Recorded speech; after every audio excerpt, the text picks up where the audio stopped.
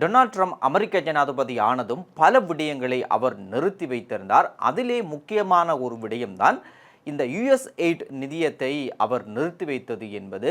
இந்த USAID நிறுவனத்திடம் இருந்து பயன்பெறுகின்ற பல நாடுகளை சேர்ந்த பல தனிநபர்கள், சிவில் அமைப்புகள், NGOக்கள் என்று பலருக்கும் இது ஒரு பெரும் பாதிப்பை ஏற்படுத்தி இருந்தது. இந்த பாதிப்பில் எமது நாடும் விதிவிலக்கு அல்ல.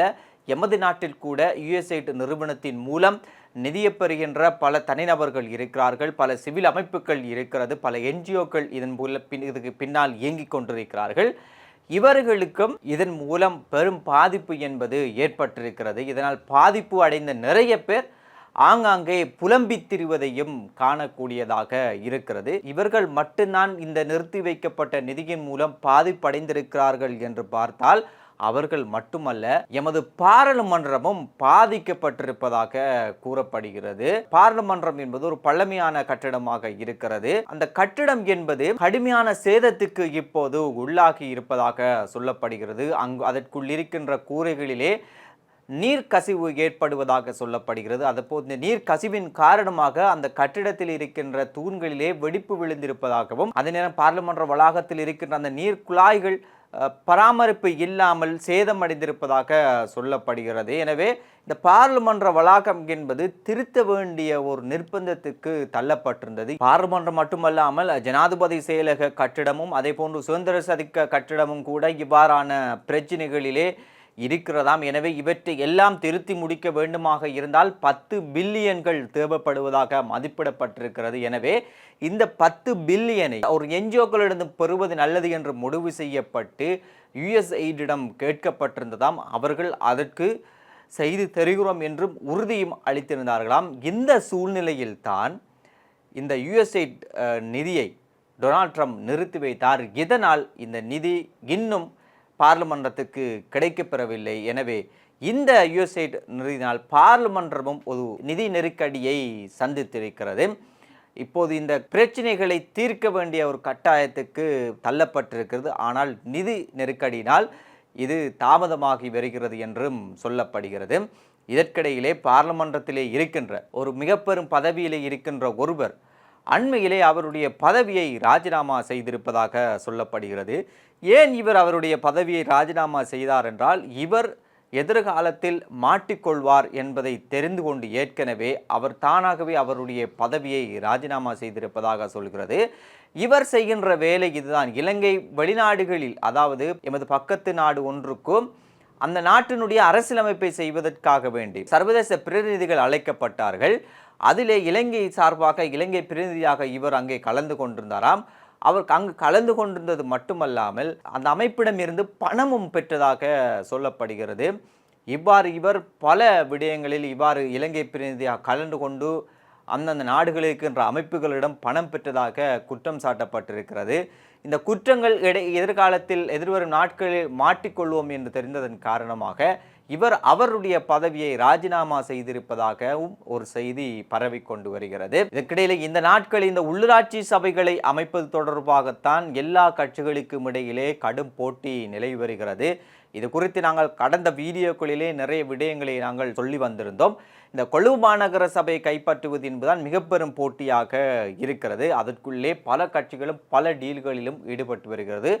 ஒவ்வொரு கட்சிகளும் தங்களுக்கு ஏற்ற வியாபாரிகளை பிடித்துக்கொண்டு அந்த வியாபாரிகள் மூலமாக பதவிகள், சலுகைகள் என்று பல டீல்கள் இப்போது திரைக்கு பின்னால் இடம்பெற்று வருவதாக சொல்லப்படுகின்றது. இந்த பின்னணியில் தான் இன்று முஜிபுர் ரஹ்மான் கூட கொழும்பு மாநகர சபையை கைப்பற்றுவதற்காக NPP-யை சேர்ந்த ஒரு பிரதி அமைச்சர் ஒருவர் இரவு பகலாக வியாபாரிகளை அழைத்து கொண்டு பதவிகள், சலுகைகள் தருவதாக டீல்களிலே ஈடுபட்டு வருவதான ஒரு பெரும் குற்றச்சாட்டை அவர் முன்வைத்திருந்தார். இருந்தாலும் நாங்கள் தான் SAP தான் இந்த கொழும்பு மாநகர சபையை எதிர்க்கட்சிகள் ஒன்று சேர்ந்து நாங்கள் கைப்பற்றுவோம் என்கின்ற விடயத்தையும் அவர் சொல்லியிருந்தார். இன்னும் ஒரு பக்கம் NPP நாங்கள் இந்த சபையை கைப்பற்றாமல் விடவே மாட்டோம், கட்டாயம் நாங்கள் இந்த சபைகளை எல்லாம் கைப்பற்றி ஆகுவோம், நாங்கள் எடுத்த பெரும்பான்மை சபைகளை நாங்கள் தான் கைப்பற்றுவோம் என்ற துணியில் அவர்களும் கடும் போட்டியிலே டீல்களிலே ஈடுபட்டு வருவதாக சொல்லப்படுகிறது. நாட்டில் இருக்கின்ற பிரதான கட்சிகள் தான் எவ்வாறு டீலில் இறங்கி இருக்கிறது என்று பார்த்தால் அப்படி இல்லை. சிறுபான்மை கட்சிகளும் அந்த உள்ளூர் சபைகளை அமைப்பதற்காக வேண்டி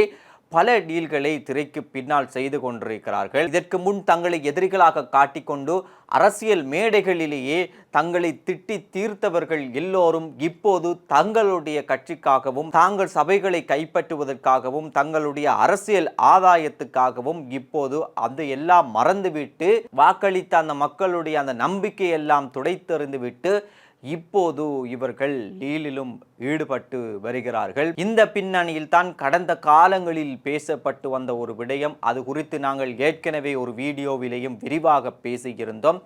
அதாவுல்லாவும் ஹக்கீமும் இணைகின்ற அந்த செய்தி, அதன் பிறகு அதாவுல்லா தான் இணையப் போவதில்லை, ஒருபோதும் இணைய மாட்டேன், உள்ளூராட்சி சபைகளை கைப்பற்றுவதற்காகத்தான் நாங்கள் டீல்களிலே ஈடுபட்டோம் என்கின்ற விடயத்தையும் அவர் சொல்லியிருந்தார். இந்த பின்னணியில் தான் சமூக மட்டத்திலும் சமூக வலைத்தளங்களிலும் இந்த பிரிந்திருக்கின்ற இந்த முஸ்லிம் அடையாள கட்சிகள் எல்லோரும் சேர்ந்து எதிர்காலத்தில் முஸ்லிம்களுடைய எதிர்காலத்தை கருத்து கொண்டு எல்லோரும் ஒன்றிணை வேண்டும், ஒரு முஸ்லிம் கூட்டணியாக ஒன்றிணை வேண்டும், தமிழ் தேசிய கூட்டமைப்பு போல முஸ்லிம் தேசிய கூட்டமைப்பு என்று ஒன்று உருவாக்கப்பட வேண்டும் என்கின்ற கருத்தாடல்கள் எல்லாம் சமூக வலைத்தளத்திலே போய்கொண்டிருந்ததை காணக்கூடியதாக இருந்தது.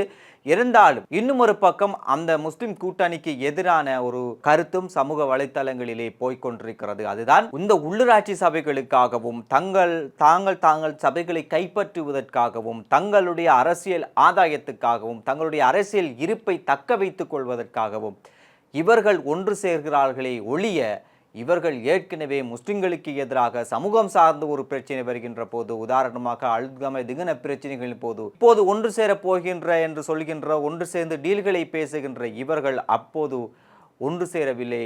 சமூகத்துக்காக ஒன்று சேராதவர்கள் இப்போது அவர்களுடைய அரசியல் இருப்புக்காக ஒன்று சேர்கிறார்கள் என்ற ஒரு விமர்சனமும் போய்கொண்டிருக்கிறது. எனவே நாங்கள் அப்போது சொன்னதையும் தான் நாங்கள் இப்போது சொல்கிறோம். இவர்கள் மக்களுடைய வாக்குகளை எடுத்து மக்களை பொய்யாக நம்ப வைத்து மக்களுடைய வாக்குகளை எடுத்ததன் பின்னர் அந்த வாக்குகளை வைத்துக்கொண்டு அவரவருடைய தனிப்பட்ட சுயநலங்களுக்காகவும் அவரவருடைய கட்சிகளை பாதுகாத்துக் கொள்வதற்காகவும் அவர்களை எதிர்த்தவர்களோடு டீல்களிலே ஈடுபடுவது என்பது மிகப்பெரிய துரதிர்ஷ்டமாகவே இருக்கிறது. கடைசியில் ஏமாந்து நிற்பது அந்த வாக்களித்த மக்கள் தான். எனவே இதற்கு அப்புறம் மக்கள் தங்களுடைய பிரதிநிதிகளை தெரிவு செய்கின்ற போது யாரை தெரிவு செய்ய வேண்டும், தெளிவானவர்களை தெரிவு செய்ய வேண்டும் என்பதில் தான் அனைவருடைய கருத்தாகவும் இருக்கிறது. எனவே இதற்கு முன் ஒரு அரசியல் கலாச்சாரம் இருந்தது, இவர்கள் பேசுகின்ற பேச்சை நம்பி வாக்கு போடுகின்ற கலாச்சாரம். ஆனால் இப்போது அந்த கலாச்சாரம் இல்லை.